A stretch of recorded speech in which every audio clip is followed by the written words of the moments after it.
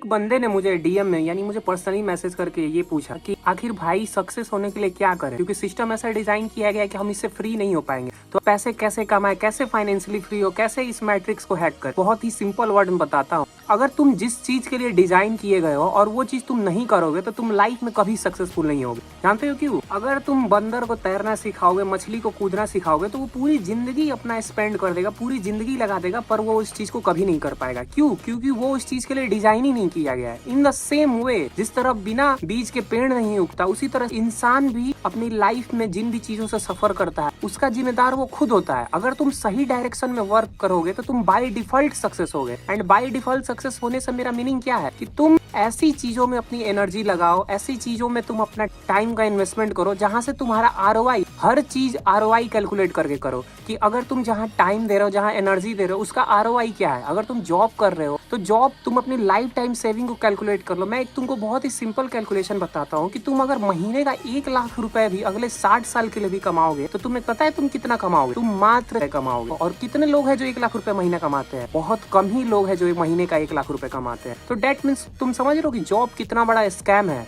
And अगर तुम अपनी लाइफ में आज सफर कर रहे हो तो उसका रीजन तुम नहीं हो, क्योंकि ये सिस्टम ऐसा डिजाइन किया गया कि तुम कभी इस चीज से फ्री नहीं हो पाओगे। हमारे साथ अगर सबसे बड़ा स्कैम हुआ है तो वो हुआ हमारे एजुकेशन के साथ, जिसमें वो क्या कहते हैं 20 साल 25 साल पढ़ाई करो, 40 साल नौकरी करो, 60 पे रिटायर हो जाओ एंड फिर मौत का इंतजार करो। एंड यही स्क्रिप्ट 90% लोग फॉलो करते हैं, जिसकी वजह से वो अपनी जीवन बिता देते हैं इस इंतजार में जिस टाइम वो रिटायर होंगे, रिटायरमेंट के बाद उनके पास इतना पैसा होगा कि वो अपनी लाइफ को अच्छे से जी पाएंगे। बट होता क्या है, तुम इस चीज को समझो कि सिस्टम ऐसा डिजाइन किया गया है कि तुम जीवन बिता दोगे फिर भी तुम्हारी सेविंग कभी नहीं बचेगी कि तुम अपनी लाइफ को एंजॉय कर पाओ। हम कभी जॉब करने के लिए बने ही नहीं थे, वो तो सिस्टम ऐसा डिजाइन किया गया है कि इंसान मजबूर है कि उसको सर्वाइव करने के लिए जॉब करना ही पड़ेगा। तो फिर आखिर इसका सोल्यूशन क्या? इसका सोल्यूशन है कि तुम ऑनरशिप को समझो। तुम पैसों को एज अ बाई प्रोडक्ट की तरह ट्रीट करो कि मैं ऐसी क्या चीजें बनाऊं। तुम पता है कि एक घरेलू वस्तुओं में यानी एक नॉर्मल हाउस होल्ड में 250 से ज्यादा प्रोडक्ट का यूज होता है। तो तुम्हें सोचना है कि तुम उन चीजों में से ऐसा क्या बना सकते हो। जिस तरह जोमेटो ने होटल और कस्टमर के बीच को कनेक्शन को बनाया,